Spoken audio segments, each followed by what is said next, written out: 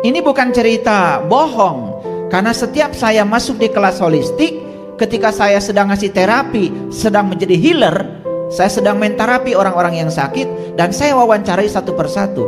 Ternyata banyak sekali yang menyangka satu, sakit itu takdir dari Allah. Seakan-akan Allah ngasih penyakit. Makanya kadang-kadang kita kalau berdoa juga seenaknya. Semoga Allah mencabut penyakit yang sedang saya derita.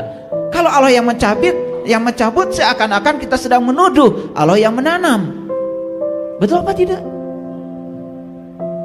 Sedangkan ayat ini mengatakan wa iza maridtu fahuwa yasfin, dan apabila aku sakit dialah yang menyembuhkan aku. Allah itu hanya membantu kita menyembuhkan. Dan ketika menyembuhkan berarti Allah memproses sakit kita menjadi sembuh. Jadi sebetulnya Allah itu luar biasa. Oleh karena itu, ya, ketika kita sedang diproses, semua penyakit kita ikut prosesnya Allah. Contoh, sakit di jiwa kita diproses oleh Allah. Prosesnya seperti apa? Mohon maaf. Karena kita tidak sadar jiwa kita sakit, kita asik dengan urusan dunia. Untuk sementara waktu, semua yang dititipkan kepada kita diambil dulu oleh Allah. Lewat kebangkrutan, ditipu orang, usaha gagal, macam-macam judulnya. Tapi intinya itu adalah proses sebetulnya. Karena Allah ingin menyembuhkan jiwa kita yang sakit. Dan rata-rata orang baru sadar bahwa jiwanya sakit setelah kebangkrutan yang luar biasa, baru mengalami kebangkitan. Maka jadi kelas spiritual seperti ini hampir dapat dipastikan jarang orang yang sedang berada di puncak kejayaan duniawi. Nasib saya memang seperti itu. Jarang orang yang sedang di puncak duniawi datang ke tempat ini, jarang. 99% di kelas spiritual ada orang-orang yang sedang mengalami masalah keluarga, penyakit fisik, kebangkrutan ekonomi, dan macam-macam. Dan kita mengira itu musibah, padahal judul musibah dari kita sendiri, yang sebenarnya Allah sedang memproses supaya kita sembuh dan menyadari bahwa kita sakit di dimensi itu.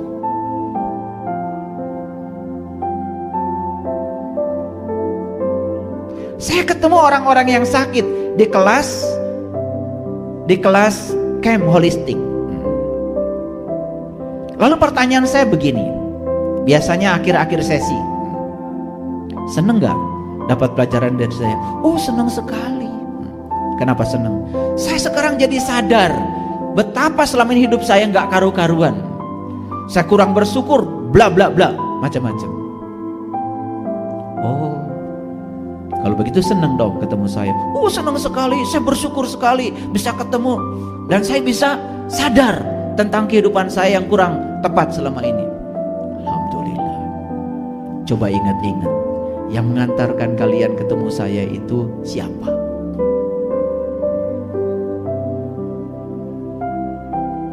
Allah? Bukan.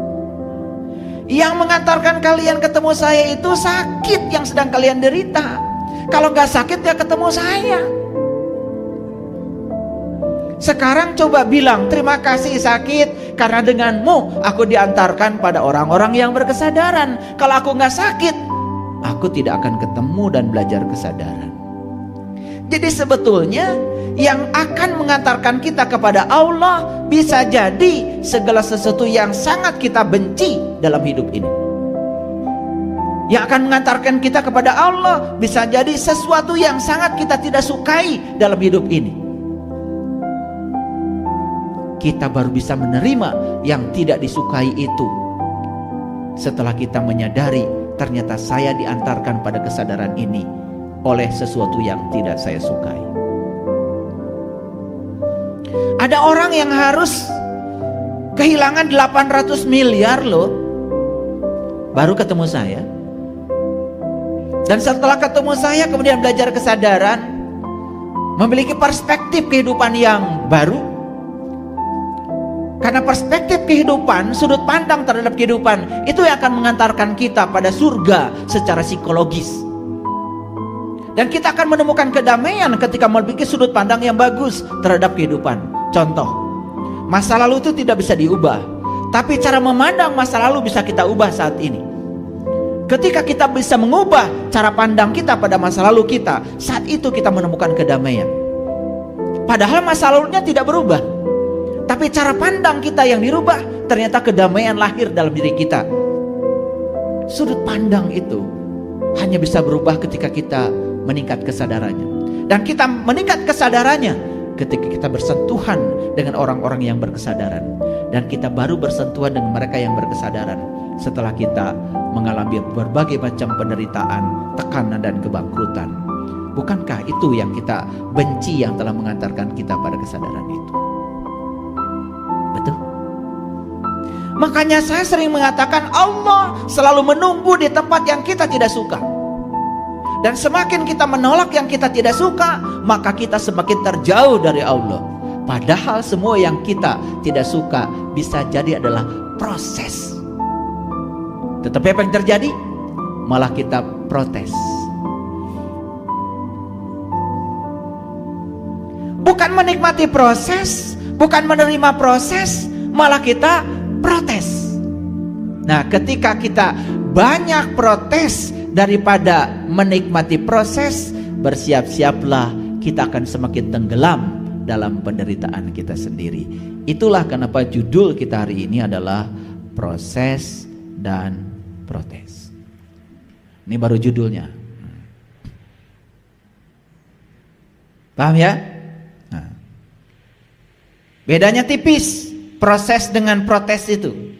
Ya, hanya beda S dengan T.